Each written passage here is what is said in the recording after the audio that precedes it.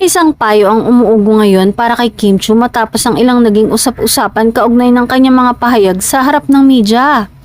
Ayon sa ilang netizens at observers, mas mainam daw na sumagot siya ng diretsahan at maayos upang maiwasan ang hindi pagkakaintindihan.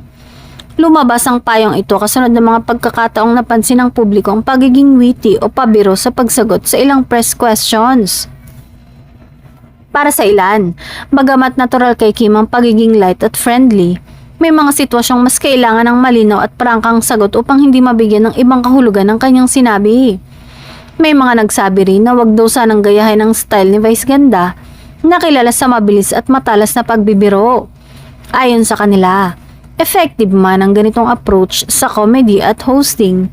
Iba pa rin ang dating kapag seryosong issue ang pinag-uusapan, lalo na sa personal na buhay ng isang artista.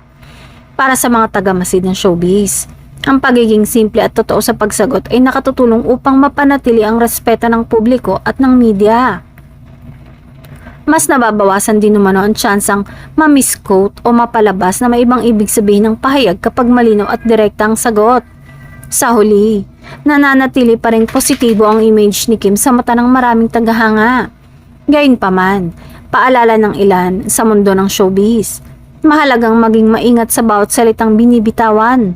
Dahil isang sagot lang, pwedeng mauwi sa issue o manatiling tahimik ang lahat.